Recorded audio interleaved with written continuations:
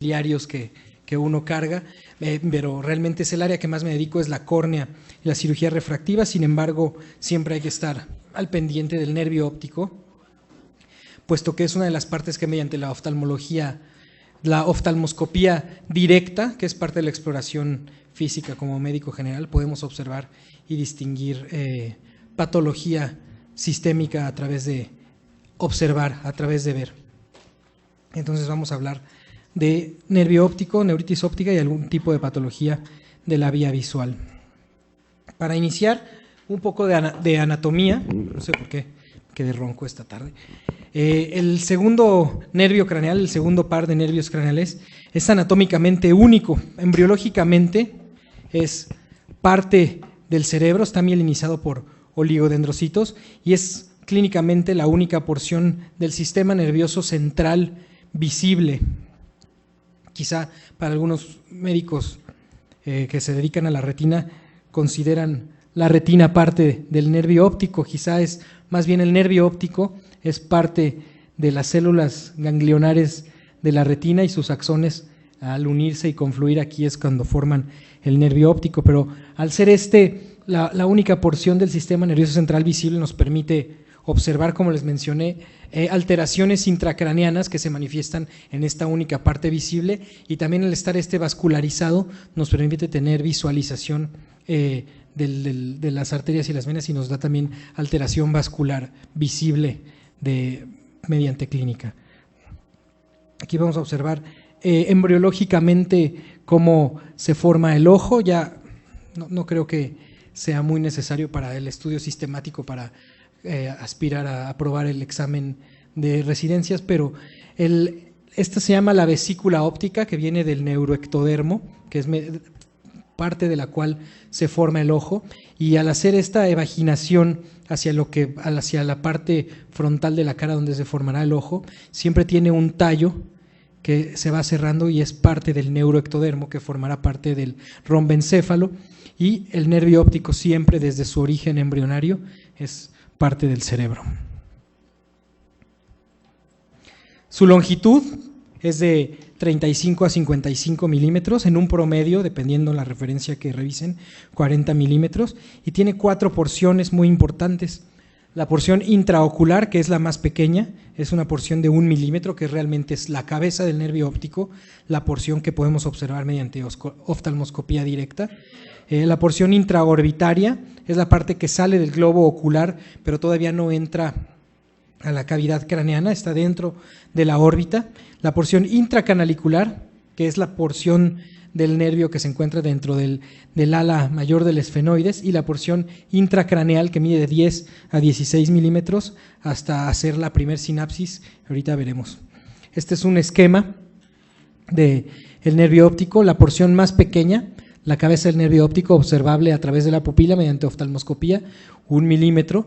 La porción intraorbitaria, como pueden ver aquí, no ha penetrado a cavidad craneana, se encuentra dentro de la órbita y es de 25 milímetros. Esta porción, que es muy importante, la intracanalicular, porque debido a situaciones, por ejemplo, el trauma, este espacio no es vacío, está relleno de grasa orbitaria. Veremos ya en patología de órbita todo lo que sucede con la grasa orbitaria, pero mediante un trauma, si hay edema, si hay hemorragia dentro de esta cavidad cerrada, se presenta un síndrome estilo compartimental y la presión intraorbitaria puede dañar el nervio en la porción intraorbitaria, y en la porción intracanalicular en un trauma puede haber sección traumática del nervio óptico, dejando un ojo funcional perfecto, pero no hay transmisión de señal debido a sección física o sección fisiológica del nervio en su porción intracanalicular.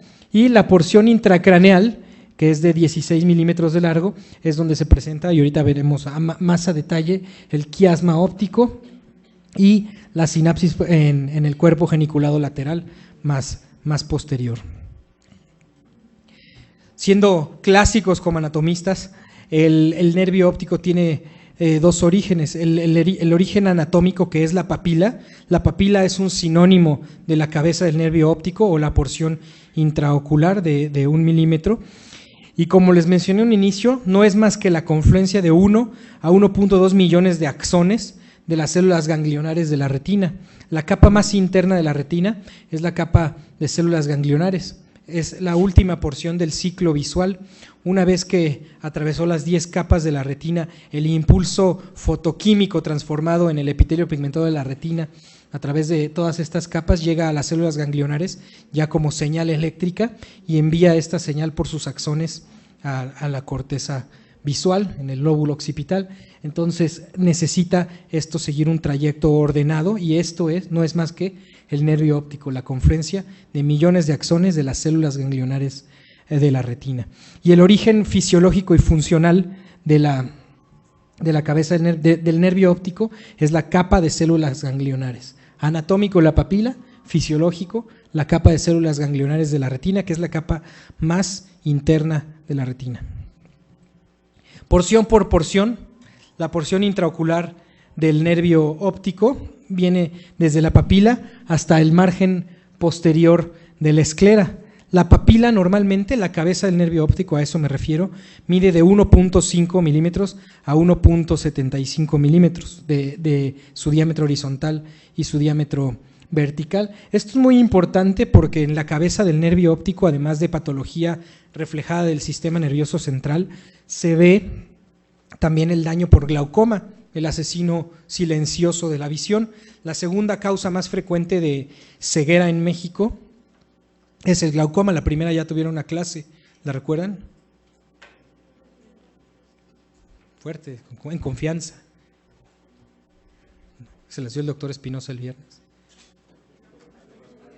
Correcto. Entonces la segunda causa creo que también ya tuvieron clase de glaucoma, ¿no? Es la segunda causa de ceguera más frecuente en México, al revés que en los países del primer mundo, es glaucoma. En el primer mundo, la primera causa es glaucoma y la segunda es retinopatía diabética y sus complicaciones. Entonces es importante conocer el tamaño de la papila porque cuando se explora el glaucoma clínicamente se observa la relación entre las fibras nerviosas, lo que forman el cuerpo de la papila, y la excavación del nervio óptico, que es el centro del mismo, donde no hay fibras ópticas. Si crece la excavación, obviamente se pierde papila y entonces es daño, pérdida de células ganglionares, pérdida de campo visual. La papila son fibras no mielinizadas. Todavía no se mielinizan porque son parte de la capa de células ganglionares de la retina.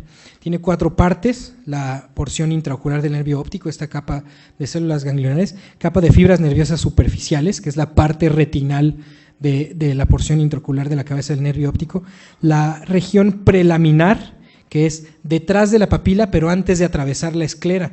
No sé si yo lo digo tan cómodamente por estar en el área que yo trabajo, pero si se imaginan el globo ocular, propiamente el ojo en la parte posterior, por donde atraviesan los axones miles de agujeros, atraviesan la esclera, la parte blanca del ojo, es una lámina, es una región laminar, la lámina cribosa. Entonces todo lo que está anterior a esta lámina cribosa, a esta lámina de la esclera, propiamente de la parte blanca del ojo, es la región prelaminar, atravesando la coroides, que está por detrás de la retina. Posteriormente entra a la esclera en la parte laminar, es la parte escleral del nervio óptico, y luego una pequeña región retrolaminar antes de convertirse en la porción intraorbitaria del nervio óptico. Y aquí podemos observar, este es un esquema de las capas de fibras nerviosas de las células ganglionares confluyendo en el nervio óptico. No es más que un esquema, no se ve así, se ve realmente como en las retinas que vieron en la presentación de la clase.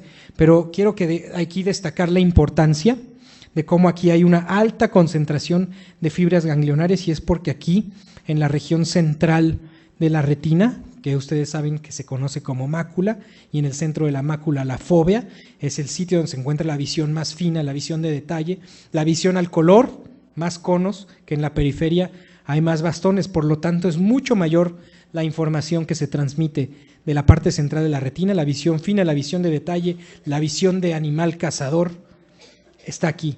Entonces necesitamos muchas más capas de fibras nerviosas de las células ganglionares para conformar el nervio óptico. Por lo tanto, aquí pueden observar una alta concentración de fibras nerviosas. Esto se llama haz papilomacular, de la mácula a la papila o máculo papilar, depende la traducción que revisen, pero es muy importante saber que en esta área es donde hay más células ganglionares. El 90% de las fibras vienen de la mácula, formando el haz papilomacular. 90% de las fibras nerviosas de la capa de células ganglionares. Muy bien.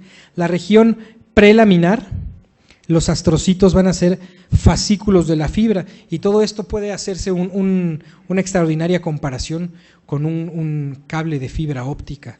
Realmente yo pienso que cuando desarrollaron la fibra óptica estaban pensando en el nervio óptico. La realidad es que todos los nervios, pero por mi área el nervio óptico. Y conforme van entrando a la parte prelaminar del nervio óptico estas fibras nerviosas, los astrocitos les van dando estructura y las van empaquetando para disminuir el volumen al 10%. Si todo esto entrara en un desorden o sin estar compactado, pues no cabría a través de una porción de 1.5 milímetros.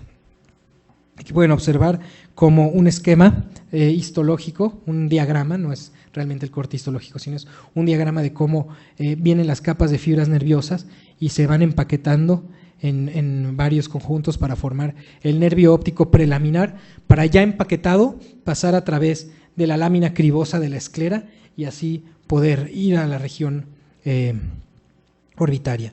Pero vamos a hablar del nervio ahora dentro de la lámina cribosa. La región laminar.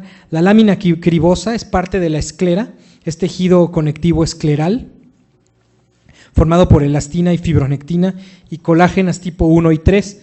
El día de ayer les hablaron de patología de la córnea y les hablaron de las características de la córnea, de su transparencia por el arreglo de las fibras de colágena en forma paralela para que no hace interferencia de los haces de luz, de su característica deshidratada.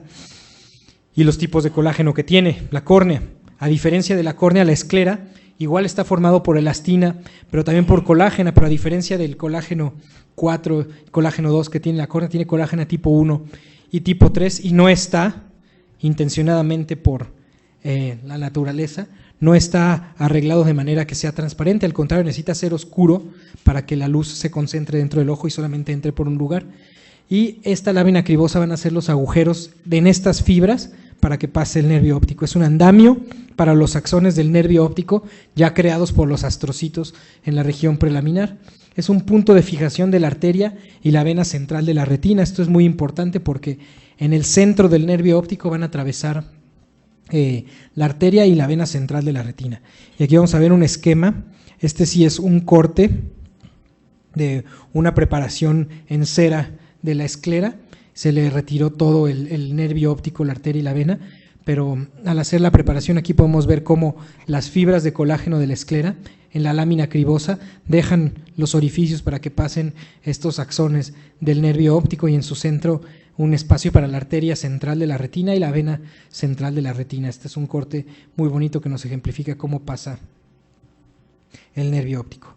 En la región retrolaminar, el nervio óptico aumenta 3 milímetros de diámetro porque inicia la mielinización del nervio óptico. Aquí se convierte la señal ya en una señal eléctrica mucho más óptimamente transmitida a través del nervio óptico. Ya tenemos mielina que permite que haga brincos esta señal nerviosa eléctrica.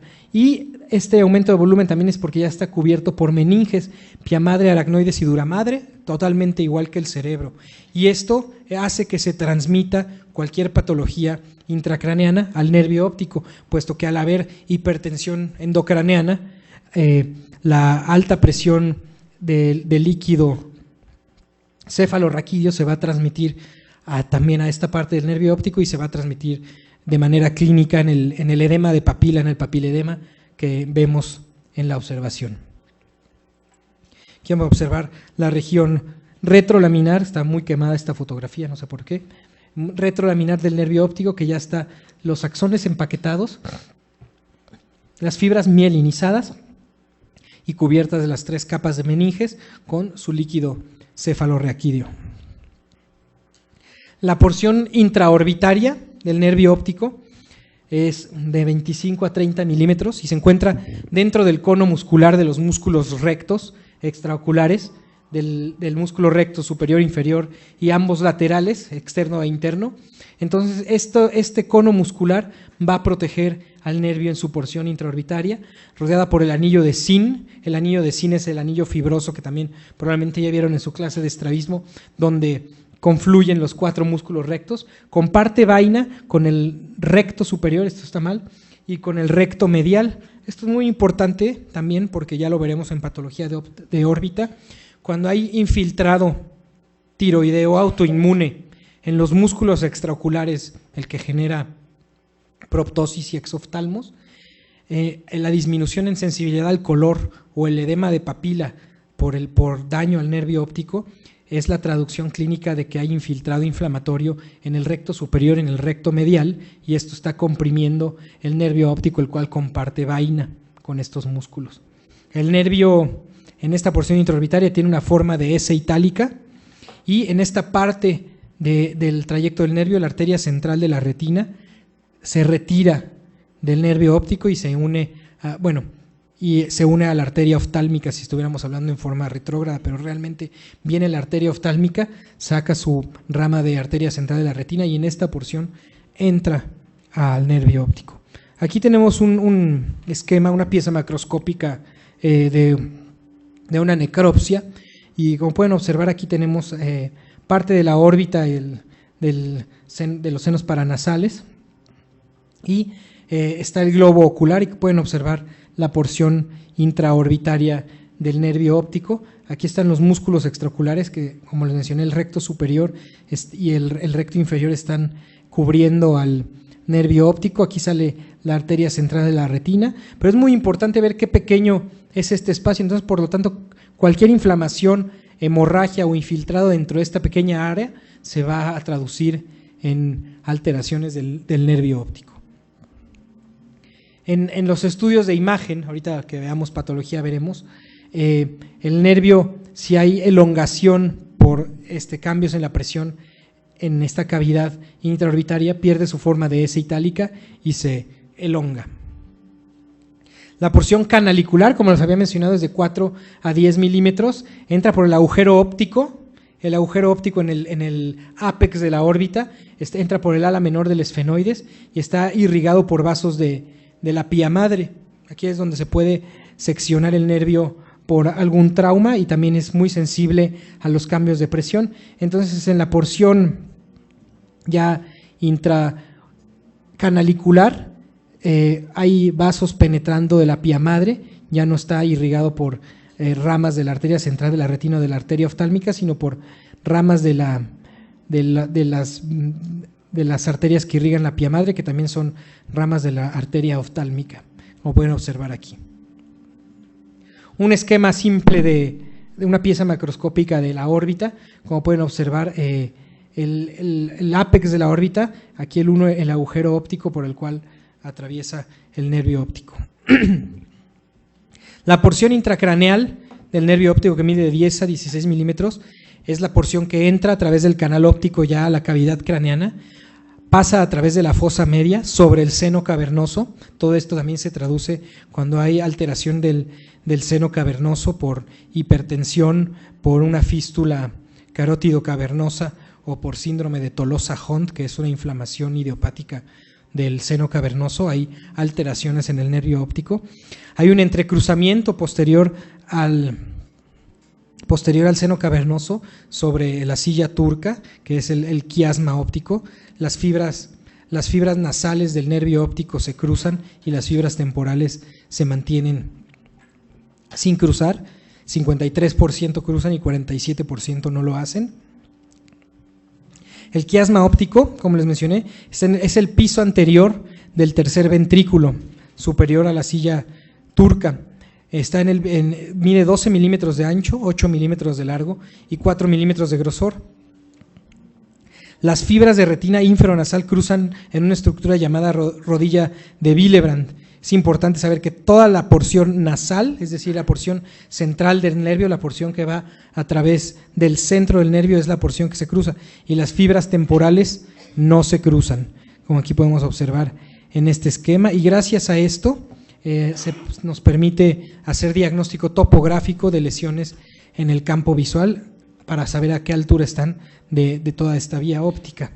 Como pueden observar también, el quiasma óptico está íntimamente relacionado con el polígono de Willis, así que cualquier alteración vascular, aneurismas, sangrados u obstrucciones, cualquier accidente cerebrovascular del polígono de Willis nos va a ocasionar defectos en el campo visual por compresión o isquemia del quiasma óptico. Los tractos ópticos son ipsilaterales temporales contralaterales nasal. Esto no es tan importante, pero hay que saber que los tractos ópticos es después de que hace es más fácil verlo acá, para que nos confundimos. Los tractos ópticos es la porción del nervio óptico una vez que ha pasado a través del quiasma, ya no se llama nervio óptico sino tracto óptico, y las fibras nerviosas transcurren de esta manera. Las fibras maculares aparecen de manera dorsolateral, es decir, arriba a un lado, y las fibras nasales son ipsilaterales temporales y contralaterales nasales. Hay unas fibras que ya no continúan en la vía visual. Aquí vemos los tractos después del quiasma, que van a ir a hacer aquí sinapsis al cuerpo geniculado lateral, pero aquí hay unas fibras que no van a ir a continuar en la vía visual, sino van a ir al colículo superior para tener el reflejo pupilar. El reflejo pupilar no representa visión, sino representa el reflejo al estímulo luminoso, por lo tanto no se integra en la corteza visual occipital. Y hay unas fibras a un núcleo supraquiasmático del hipotálamo para el ritmo circadiano, íntimamente relacionado con la secreción de hormonas, relacionado con la percepción también de estímulo luminoso, el pico de cortisol en la mañana básicamente. Y aquí podemos observar entonces, después del quiasma óptico los tractos envían fibras al colículo superior, pero el resto viene a ser la primer sinapsis del nervio óptico, que la hace en el cuerpo geniculado lateral que se encuentra acá, el cual tiene 6 niveles. Ahorita vamos a ver un esquema. El nivel 1, 4 y 6, que es para los axones contralaterales, es decir, las fibras que cruzaron el quiasma, y los niveles 2, 3 y 5, que son los axones ipsilaterales. Aquí viene un esquema mucho más sencillo.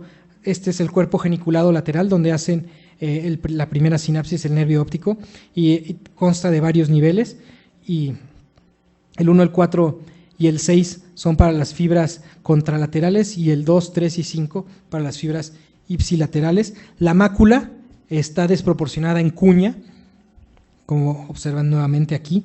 Todas las fibras maculares atraviesan todos los niveles, por eso es la visión fina y la visión del detalle.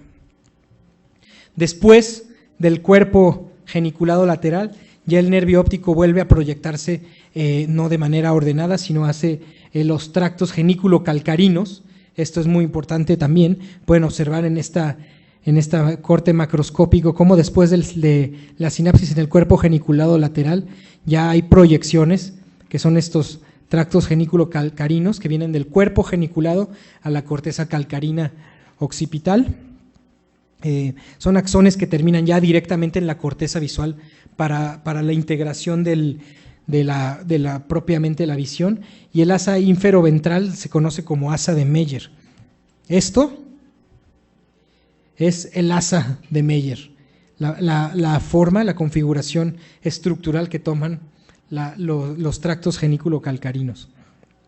Y finalmente, la corteza visual, que es la corteza calcarina occipital, con sus áreas de Brodmann, que tiene el área primaria de la visión, donde se encuentra la percepción del color, la percepción de la forma y la percepción de la visión fina, que es el área 17 de Brodmann en la corteza occipital, y a su alrededor las áreas secundarias de asociación, que son las áreas de percepción del contraste, las áreas de percepción de las diferencias de frecuencias espaciales, que es el área 18 y el área 19.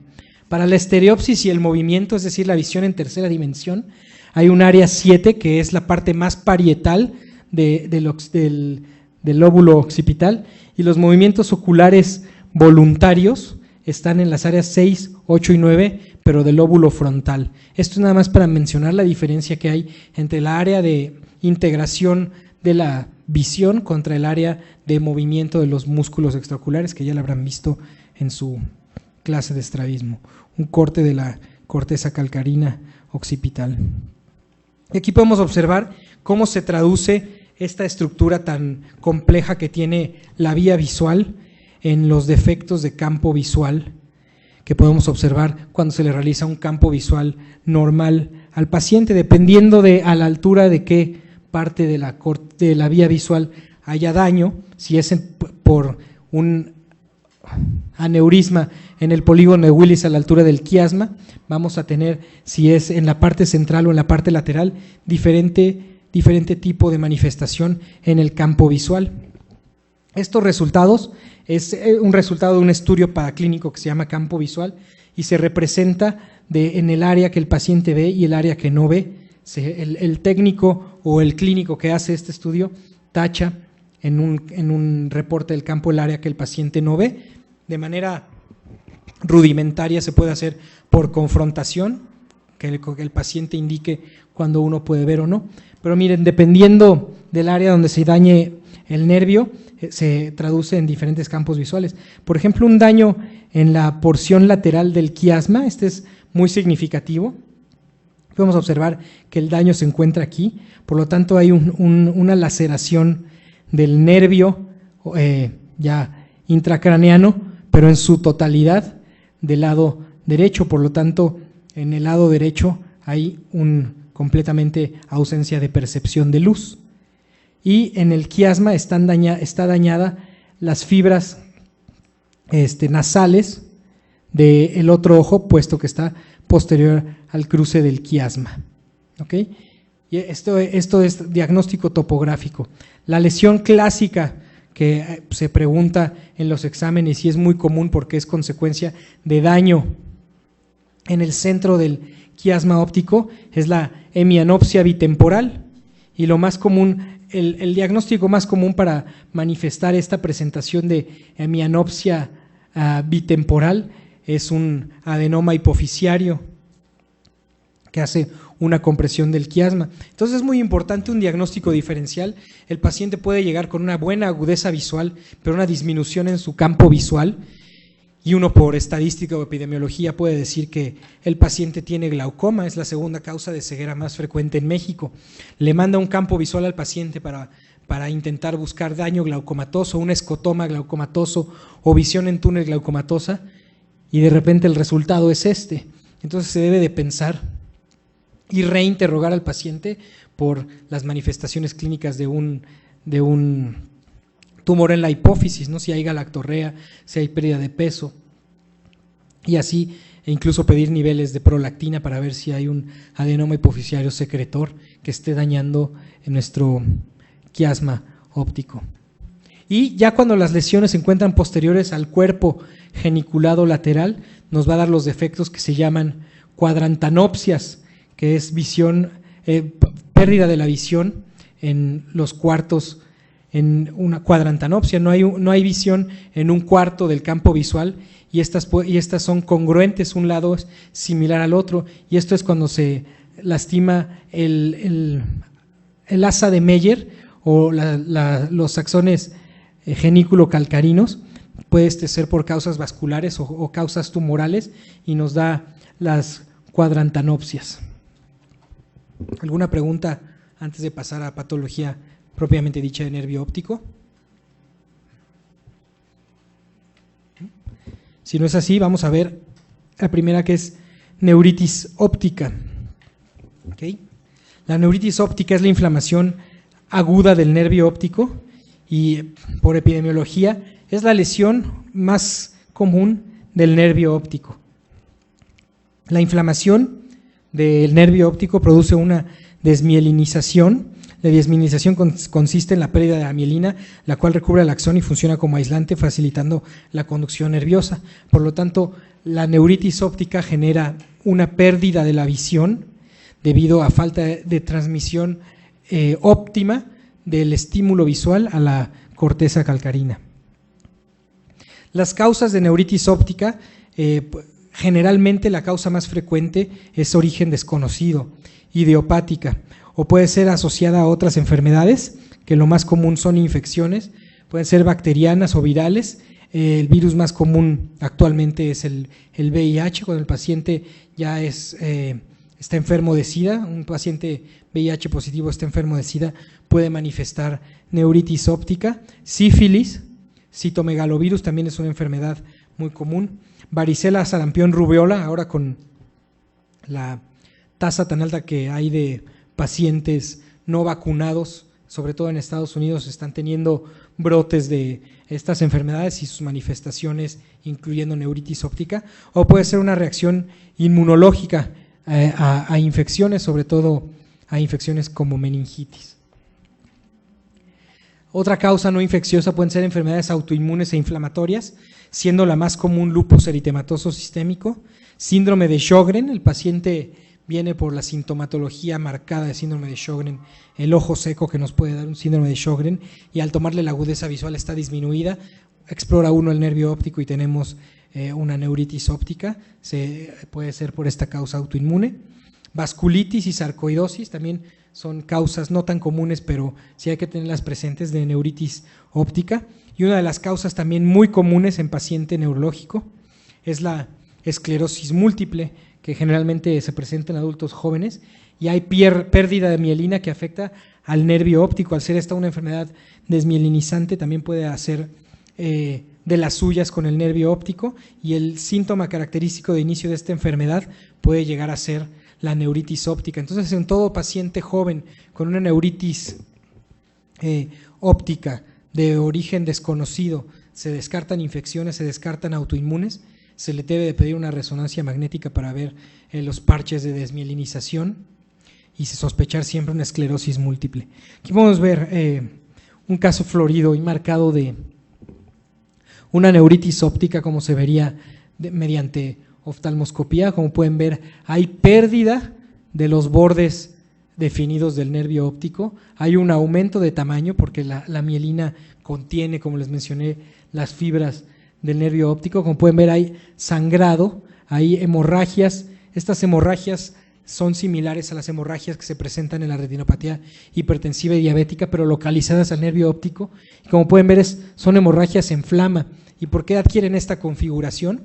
Es por la misma razón de la configuración de la capa de fibras nerviosas de la cual hablamos anteriormente. Pueden observar cómo la sangre mantiene el trayecto de esta capa de fibras nerviosas. Incluso aquí se puede ver el haz papilomacular, cómo se va llenando de sangre, y en esta ocasión este padecimiento es bilateral.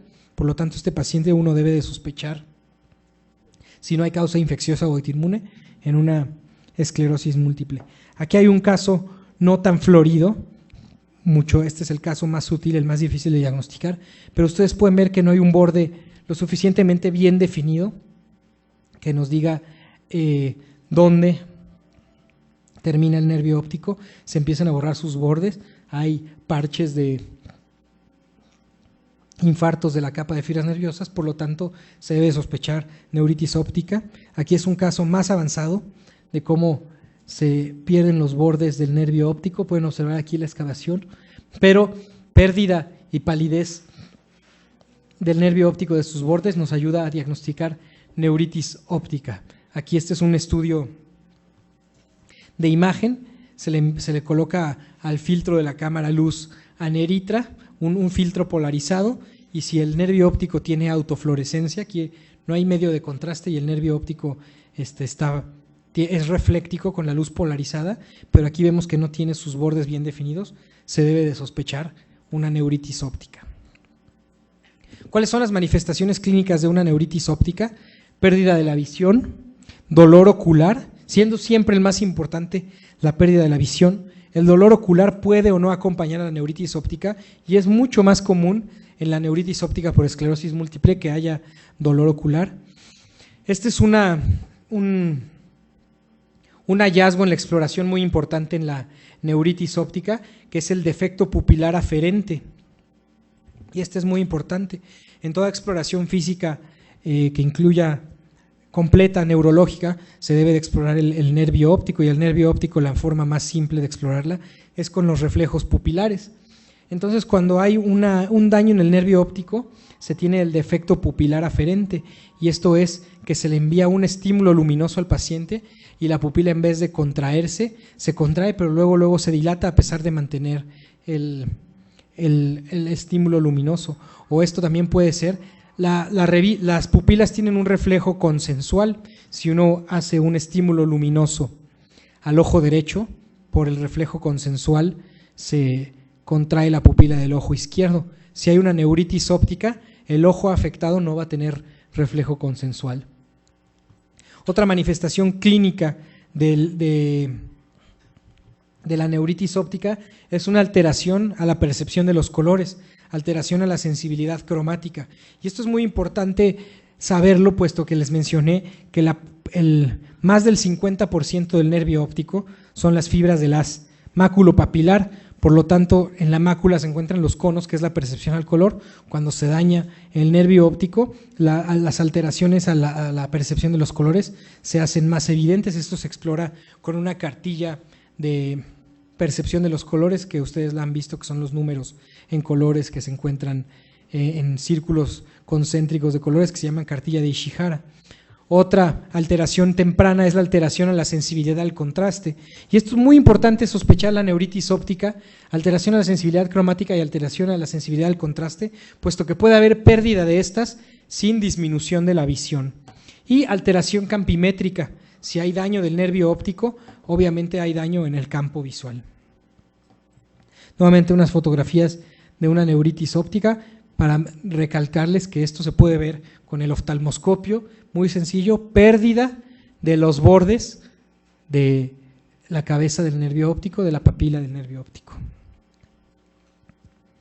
Miren las fotografías. Aquí van a observar, esta ya es pérdida de los bordes con un poco de palidez.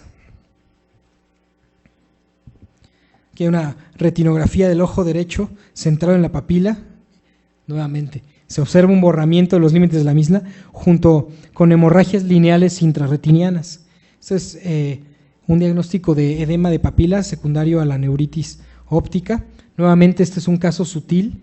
No sé si se vea claramente la hemorragia en que sigue el haz papilomacular. Un caso más florido en esta parte. Aquí incluso se puede ver exudados en el área papilomacular. Y algo muy importante que hay que descartar, si se observa una neuritis óptica así de florida de manera bilateral, es que hay que descartar que esto no sea un edema de papila, y para esto debemos interrogar síntomas de hipertensión endocraneana, ¿no? También ya lo vieron en retinopatía diabética, toda hemorragia intrarretiniana se debe descartar diabetes. Sin embargo, no comparte en clínica la retinopatía diabética y la neuritis óptica.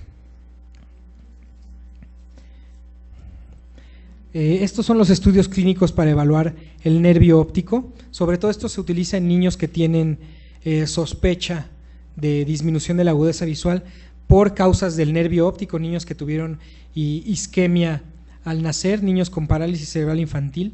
Está indicado hacer este estudio que se llama potenciales visuales evocados o evocados visuales, que es una técnica de electrofisiología que estudia la conducción del estímulo visual a través del nervio óptico hasta la corteza occipital. Esta es una prueba muy sencilla que se utiliza frecuentemente en este tipo de pacientes, en niños que se sospecha pérdida de la visión, y sobre todo en casos médicos legales, en los pacientes que alegan ceguera. Este es un estudio objetivo que nos puede decir si hay transmisión nerviosa del nervio a la corteza occipital. Las alteraciones campimétricas en la neuritis óptica es aumento de la mancha ciega, a diferencia de los defectos campimétricos que vimos en la lesión o laceración del nervio óptico. Escotomas centrales o secos centrales, que es secos centrales es que el escotoma abarque tanto la mácula como el nervio óptico, y pérdida total de la visión como el daño seccional del nervio óptico. Y aquí es un ejemplo clásico, y esto ya es un escaneo de un campo visual. Este es un escotoma pérdida de una porción del campo visual seco central que involucra el centro, la mácula, y parte se extiende del nervio óptico. Este es un escotoma central que no abarca la totalidad del centro. Este es un daño temprano de la neuritis óptica. Y el tratamiento médico para la neuritis óptica, sobre todo la neuritis secundaria a esclerosis múltiple, son los esteroides retrovulvares. Con una aguja larga, con un Avocat, con un punzocat, lo bastante largo como para poder introducir metilprednisolona o dexametasona por detrás del globo ocular para poder llegar hacia el nervio. Se inyectan esteroides retrovulvares detrás del ojo, esteroides sistémicos, ya sea intravenosos o vía oral. Esto debe ser siempre en conjunto con un neurólogo si estamos tratando esclerosis múltiple. Protectores como brimonidina o betaxolol. Estos son medicamentos tópicos que sirven para disminuir la presión intraocular, y esto es realmente reportes anecdóticos, pero igual está así en los libros, que la brimonidina, que es un alfa agonista, y el betaxolol, que es un beta bloqueador, nos ayudan a que haya mejor perfusión del nervio óptico al disminuir la presión intraocular. Y tratamientos específicos dependiendo la patología de base. Como les mencioné, si esto es de causa infecciosa, el tratamiento sí puede ser desinflamar el nervio, pero se debe de quitar la causa, curar la infección con tratamiento dirigido. Si es esclerosis múltiple, dar tratamiento con interferón y con esteroide. Estudios de gabinete para hacer el diagnóstico de neuritis óptica. Obviamente, como les mencioné, si el paciente es joven y la neuritis óptica es idiopática, una resonancia magnética nuclear del cerebro para descartar o corroborar enfermedades desmielinizantes o tumores, neoplasias del nervio óptico, tumores que compriman el nervio óptico del sistema nervioso, y alteraciones vasculares. El pronóstico y complicaciones de la neuritis óptica. Generalmente el pronóstico es bueno, del 15 al 20% pueden presentar neuritis óptica de repetición en el mismo ojo o en el ojo contralateral, y esto es muy importante decirlo a los pacientes. Si un paciente tuvo una neuritis óptica que con un tratamiento único de esteroides retrovulvares recupera agudeza visual, recupera sensibilidad a los colores, se estudia y no hay causa infecciosa, no hay causa inmunológica o esclerosis múltiple, cae en el rubro de pacientes con neuritis óptica idiopática, y el simple hecho de haberla tenido le genera el riesgo de hasta un 20% de tener recidivas, con o sin tratamiento. Y lo importante es que el otro ojo también puede tener neuritis óptica, por lo tanto el paciente debe conocer los datos de alarma: disminución de la agudeza visual, disminución de la sensibilidad al contraste, a los colores o dolor ocular. Las secuelas más comunes o a largo plazo son los defectos leves en la percepción de los brillos, que esto es sensibilidad al contraste, disminución de la sensibilidad a los colores, así como persistencia, a pesar del tratamiento, de sus defectos del campo visual. Otra patología frecuente del nervio óptico, tristemente en México, es la atrofia óptica. Esto ya es términos más graves. Es un cuadro clínico genérico aplicado a cuadros de palidez, avascularidad o excavación de la papila que reflejan un daño previo del nervio óptico. Y menciono que es triste porque una de las causas frecuentes que vemos en el Instituto de Oftalmología de atrofia óptica es intoxicación por metanol o intoxicación por alcoholes con adulterantes, ¿no? Entonces tienen los pacientes atrofia del nervio óptico por una mala borrachera o por escatimarle en el uso de sus enervantes, así que con cuidado donde compren sus vinos y licores. Pueden llegar pacientes a tener amaurosis bilateral y dilatación completa de la pupila, no hay ni siquiera ya reflejo luminoso porque se funde el nervio óptico por la toxicidad del etanol.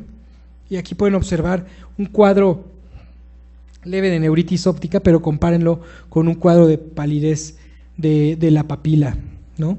Y fuera de toxicidad por metanol o por etanol o por etilenglicol, no, aunque se oiga así de raro luego el etilenglicol del anticongelante de automóviles lo utilizan para estimularse a algunas personas y pues les genera estos daños de atrofia óptica, de neuritis tóxica del nervio óptico y pierden la visión por una fiesta. Otras causas que generan atrofia óptica pueden ser tumores. La forma en la que el tumor genera atrofia óptica puede ser compresiva o puede ser compresión de algún vaso de la pía madre en la porción intracanalicular o una porción de la arteria oftálmica que nos haga un infarto propiamente dicho del nervio óptico. Trauma, si hay sección del nervio óptico en sus porciones retrovulvares, es decir, en la porción intraorbitaria, intracanalicular o intracerebral. El nervio óptico, pues por degeneración valeriana, pierde su mielinización, pierde toda su irrigación y se vuelve atrófico. Por hidrocefalia, que el mecanismo de acción es compresión del nervio óptico. Existen enfermedades genéticas que van a generar atrofia hereditaria del nervio óptico, como la atrofia óptica dominante tipo 1, que el gen que se encarga de transmitir esta enfermedad es el OPA1. Procesos inflamatorios, principalmente el nervio óptico, puede ser una secuela de neuritis ópticas de repetición, todo lo que mencionamos anteriormente, puede tener como secuela una atrofia. Si hay recidivas, sobre todo en esclerosis múltiples, de múltiples neuritis ópticas, la consecuencia final puede ser una atrofia óptica. Y la atrofia tóxica que ya mencioné, por metanol, la más frecuente, etilenglicol y exceso de etanol. Aquí pueden observar un caso clásico. Este es un paciente del instituto con atrofia óptica bilateral. Bueno, este es el mismo ojo, pero es atrofia óptica bilateral por consumo de metanol. Vean la palidez del nervio óptico. Y este es un paciente que, como médico general, sin necesidad de artefactos oftalmológicos sofisticados, se puede explorar la retina y el nervio óptico de manera fácil, por lo mismo que les comenté.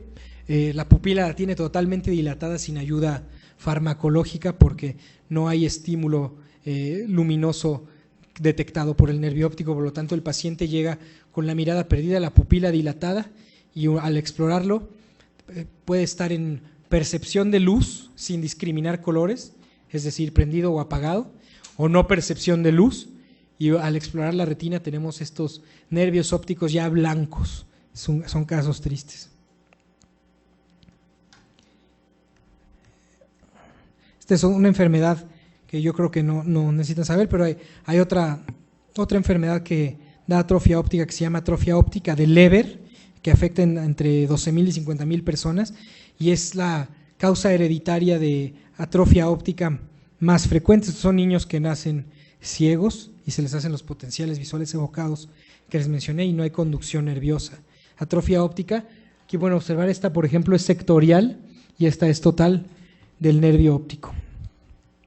Los síntomas, mismos que la neuritis ópticas, pero ya de presencia está establecida, no va y viene con tratamiento. Se afecta la visión central, la sensibilidad cromática. Esta es la tabla de Ishihara que les mencioné de sensibilidad cromática.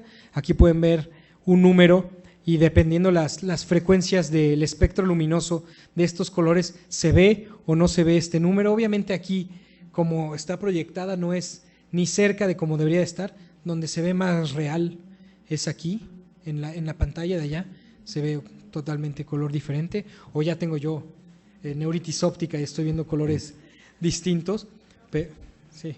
Pero generalmente son tonos opacos con contraste de tonos rojos, tonos verdes y tonos azules para distinguir la sensibilidad cromática. El defecto pupilar aferente que les había mencionado y defecto campimétrico. Y el tratamiento de la atrofia óptica es diagnóstico por el cuadro clínico de hallazgos a la exploración, obviamente interrogatorio, y el tratamiento, corregir la causa si se conoce.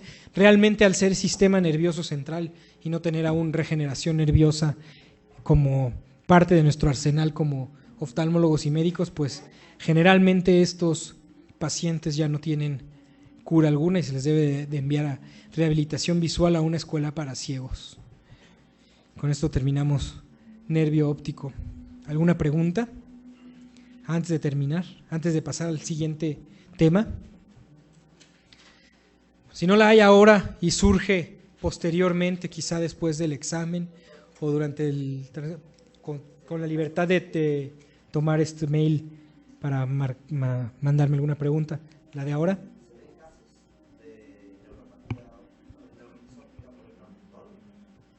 ¿Por etambutol? Pues ya casi no. Sí está descrito.